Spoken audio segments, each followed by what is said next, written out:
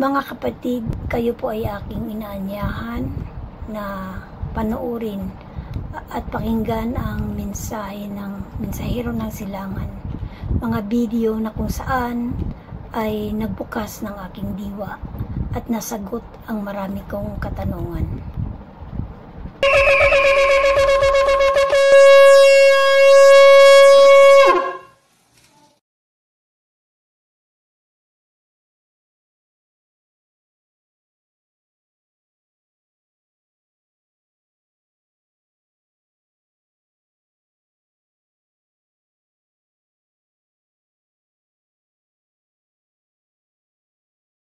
Kami ay nagagalak na muli tayong nagkasama-sama para sa karugtong ng kwentong Crispin at Basilio hango sa No Limitangere. Ipagpaumanhin po ninyo na ipinagpaliban namin ang paksa tungkol sa Garden of Eden at Rivers of Eden.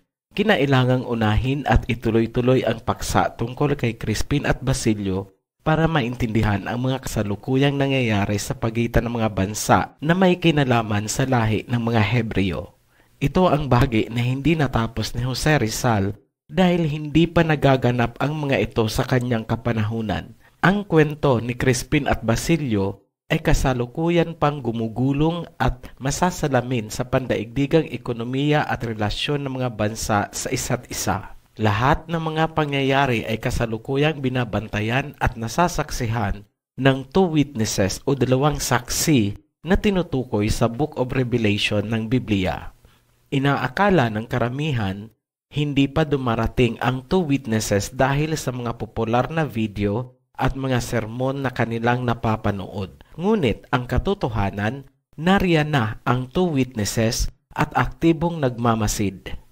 Hindi namin papangalanan kung sino ang two witnesses, ngunit kung susubaybayan nyo at pakakaobserbahan ang mga pangyayaring ilalahad namin, kayo na mismo ang makakapansin kung sino ang two witnesses na tinutukoy ng Biblia. May mga sensitibong impormasyon na minabuti na lang ng konservatory na huwag munang ilahad dahil hindi pa napapanahon. Bago tayo magpatuloy, tayo ay magbalik tanaw. Sa nakaraang video, aming ipinaliwanag ang kahulugan ng kwento tungkol kay Crispin at Basilio.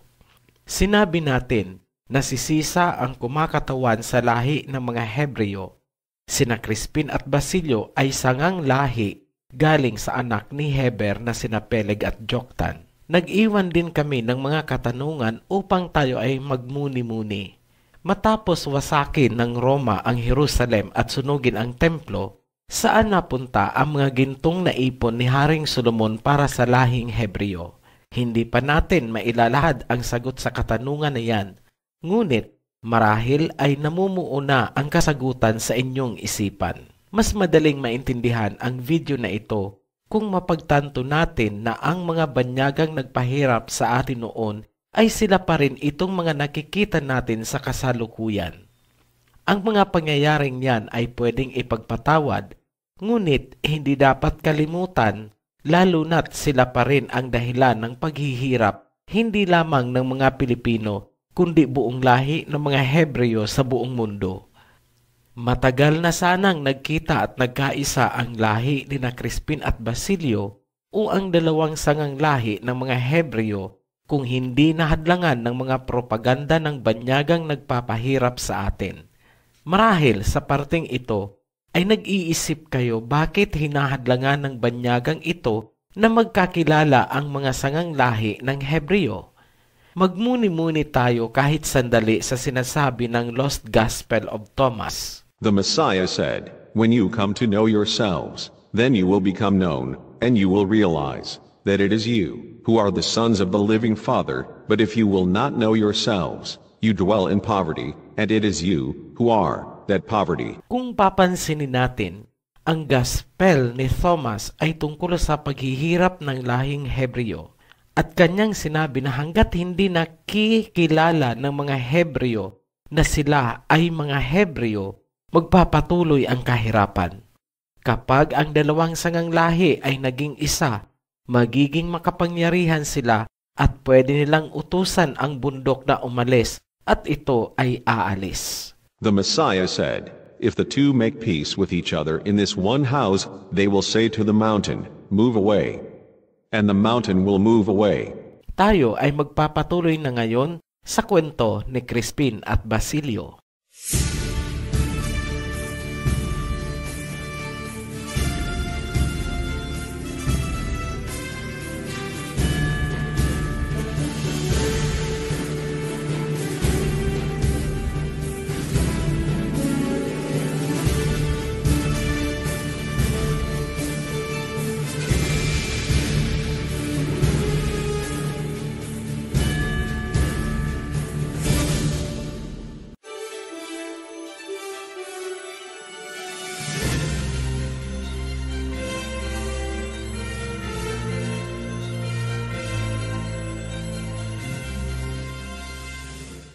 Taong 1898, ibinenta ng Espanya ang Pilipinas sa Amerika sa halagang $20 million. Sino ang mga tao ng Amerika? Ayon sa Wikipedia, mulang 1850 hanggang 1900, ang mga tao sa Amerika ay 84 hanggang 87% Europeans. Ang tanong, ano nga ba ang mga Kastila? Europeans. Ibig sabihin, ibininta lang ang Pilipinas ng Europeans sa kapwa nila Europeans. Sa makatuwid, sila pa rin itong mga banyagang sumakop sa atin. Ipagpalagay na lang natin na sila ay magkapatid na lahi.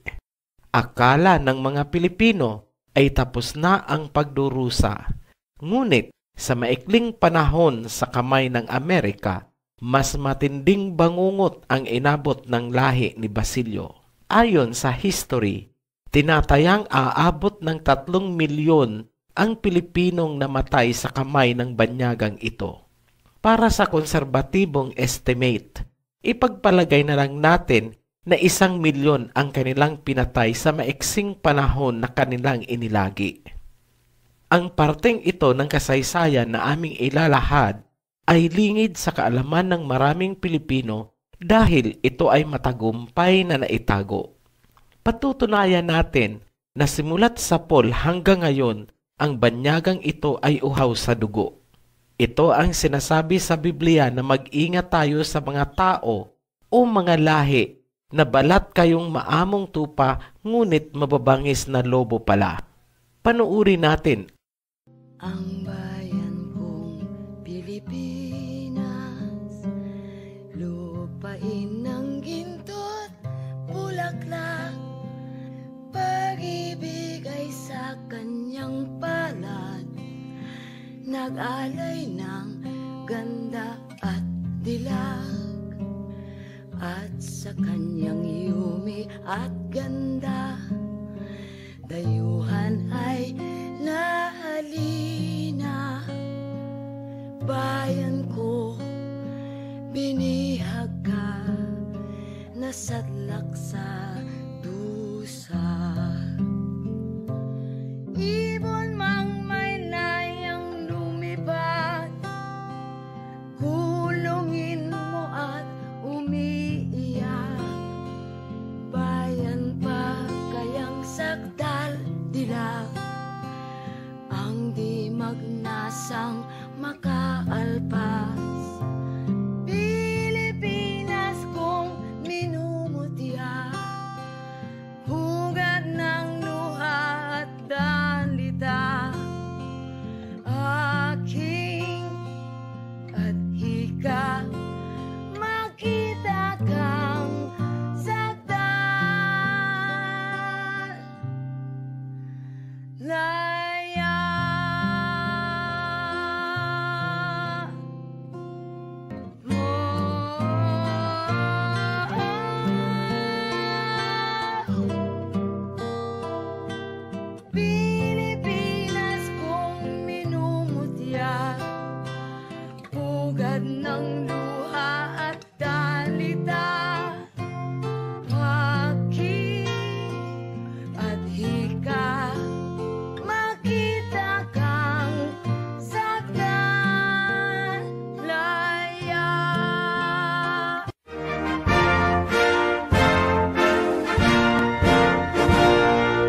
President of the Philippines, Rodrigo Roa Duterte.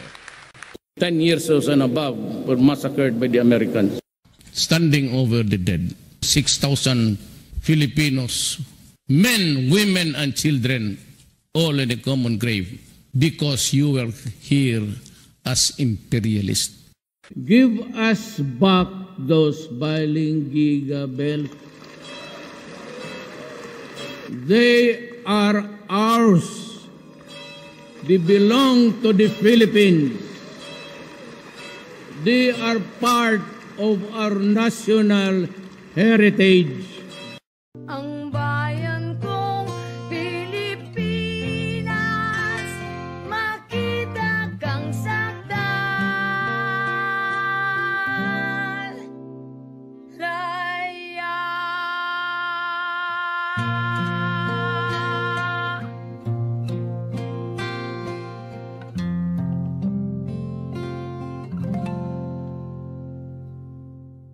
Ang inyong napanood ay pawang katotohanang pangyayari. Bakit nila ito ginawa sa Hebreyong sangang lahi ni Joktan? Ayon kay McKinley, to Christianize and civilize. Walang pinagkaiba sa linya ng mga Kastila na naunang sumakop. Kristyanismo din ang linya. Sino ang pinapatay nila? Mga Hebreyo. Pakakatandaan po natin, dahil hanggang sa modernong panahon, yan pa rin ang nangyayari. At sila pa rin ang mga tauhan, mga banyagang lahing puti. Habang nangyayari ito sa lahi ng mga Hebreyong Pilipino sa silangan, ganun din ang ginagawa nila sa natitirang lahi ng mga Hebreyo sa gawing kanluran. Kahindik-hindik din ang inabot ng mga Hebreyo na nagtatago sa Afrika. Sila ang mga natitirang Hebreyo matapos wasakin ng Roma ang Jerusalem at sunugin ang templo. Pumunta ang mga European sa Afrika at sinimulan nilang dukutin ang mga natitirang lahi ni Peleg na sinisimbolo ni Crispin sa Nolimitanghere. Ito ay isinakay nila sa mga barko upang ibenta sa Europa, Amerika at kung saan saang mayayamang bansa. Katunayan, may nadiskobring libingan ng mga African sa pinakapusod mismo ng New York City sa kasalukuyang panahon. Panoorin natin.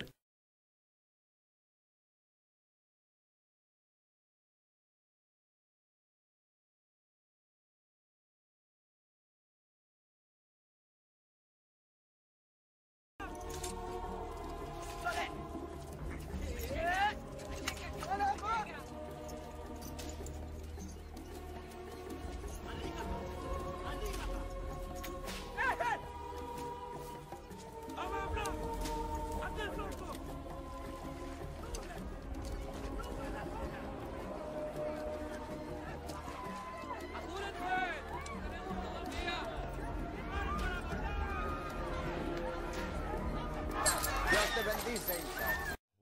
was home then, my dear, full of kindly faces. Home was home then, my dear, happy for the child.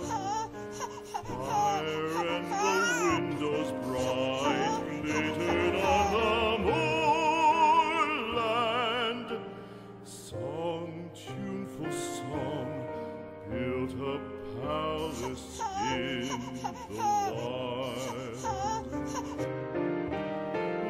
Loved of wise men was the shade of my roof tree.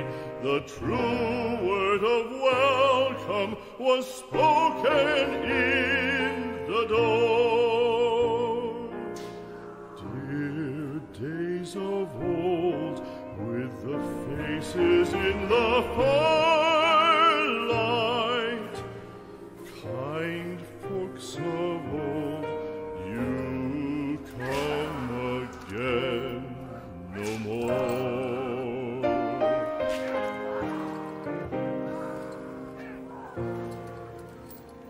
Home was home then, my dear, full of kindly faces. Home was home then, my dear, happy for the child. Fire and the windows bright glittered on the moorland. Song, tuneful song, built a palace in the wild. Now when day dawns on the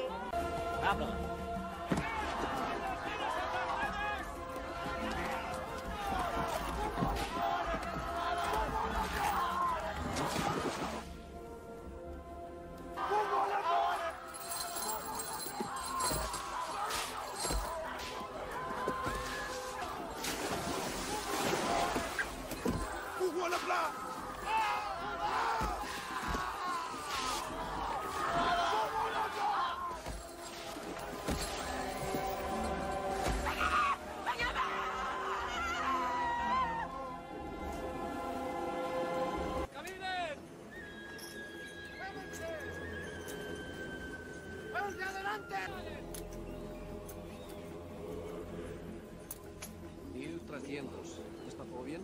Sí, todo bien. ¡Aquí queremos paz! ¡Cualquier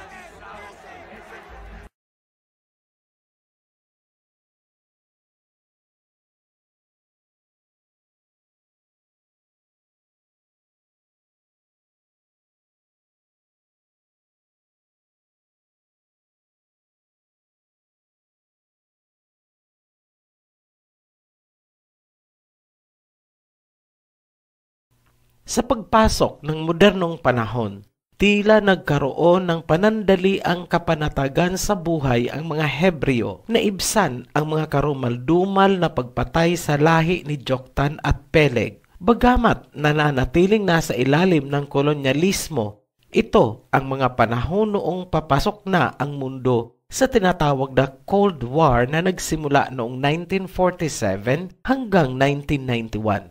Matapos ang Cold War, sinundan ito ng kasalukuyang modernong panahon. Nagkaroon sila ng pagkakataon upang makapag-ipon ng lakas. Buksan natin ang mahalagang pangyayari sa lahi nang hindi pa nagkakakilalang sina Peleg at Joktan bilang sina Crispin at Basilio sa Noli Me Tangere. Unahin natin ang panig ni Joktan sa silangan. Taong 1973, ang unang ginang Imelda Marcos ay bumisita sa Libya para sa isang napakahalagang misyon. Ito ay ang Tripoli Agreement na naglalayon ng kapayapaan at pagkakaisa sa Muslim Mindanao. Layon din ng Tripoli Agreement na magkaroon ng matatag na pagkakaibigan ang Pilipinas at Libya. Kung maaalala natin na ang Muslim Mindanao mula noon hanggang ngayon ay may masidhing pagnanais na magkaroon ng autonomy bilang isang bahagi ng Pilipinas na may sariling paraan ng pamamalakad ayon sa kanilang kultura. Kung papansining mabuti, itong masidhing pagnanais ang nagtulak sa lider ng Pilipinas upang makipag-ugnayan sa Afrika. Ito ang ginampanan ni Imelda kaya nakipag-ugnayan siya kay Gaddafi sa Libya. Ito ang unang pagkakataon na magbubukas ng daan para magkakilala at maibalik ang ugnayan sa pagitan ng lahi ni Peleg at Joktan. Aming lilinawin na hindi diretsahang nakasaad sa Tripoli Agreement at iba pang mga kasunduan ang layunin na magkakilala ang dalawang lahi bilang sina Peleg at Joktan. Ito ay dahil sa hindi pa alam ng mga lider ng magkabilang panig ang tungkol sa mas malalim na relasyon ng kanilang mga lahi mula sa sinaunang panahon. Sa pang-ibabaw, diplomatikong relasyon lamang ang kanilang nakikita sa kanilang mga ginagawa. Ngunit mababanaag sa kanilang mga kilos ang pagiging palagay sa isa't isa. Ito ay mas maiintindihan kung tatawagin nating lukso ng dugo. Ito ang magbubukas ng daan upang madiskobre ng dalawang lahi kung sino sila at ang kanilang nakaraan. If the two make peace with each other in this one house, they will say to the mountain, "Move away," and the mountain will move away.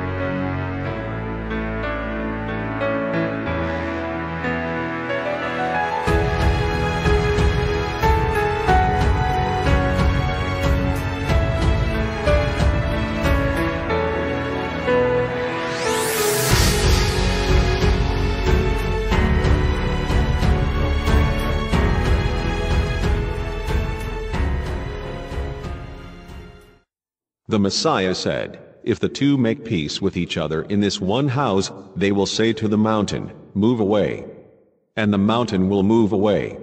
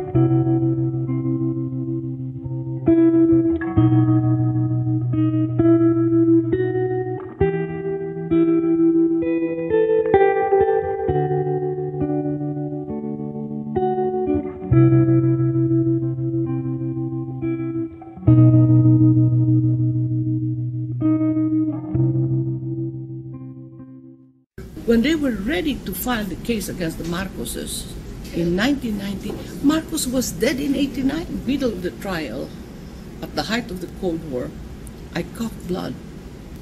And they were giving me medical severance. Stop already because she might die in court. I said no. Give me 1 week to recover. More than life, I value vindication. Thanks God when I came back a few weeks after on my birthday, a perfect gift from God. On my birthday, I won the case of the century. The first one who offered bail was Gaddafi. Gaddafi said, "I'll pay the bail of 5 million, Mrs. Marcos." Even 10 times that, because she's a good woman. The other one was Saddam Hussein. I felt very, very bad because I knew him personally. I knew him from a different light.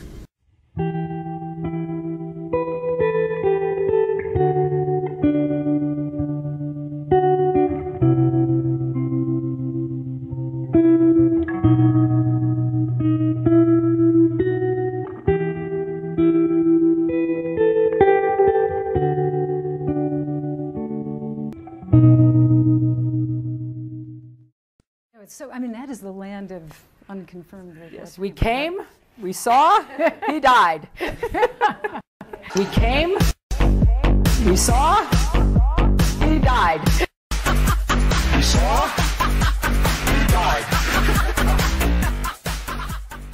Hindi nagkaroon ng pagkakataong magkakilala ng lubusan ang dalawang lahi dahil sa trahedya. Magkaroon pa kaya ng isa pang pagkakataon upang muling magkadaupang palad ang dalawang lahi? Subaybayan ang mga susunod na video na aming ilalabas. Dito lamang yan sa Ophirian Heritage Conservatory, kung saan aming masusing binabantayan ang mga nagaganap sa mundo. Muli po kaming nagpapasalamat sa inyong panunood, pag-subscribe at pag-like sa ating mga video. Atin po itong i-share upang mas marami ang makaalam tungkol sa aming mga inilalahad. Hanggang sa muli, pagpalainawa tayo ng ating may likha.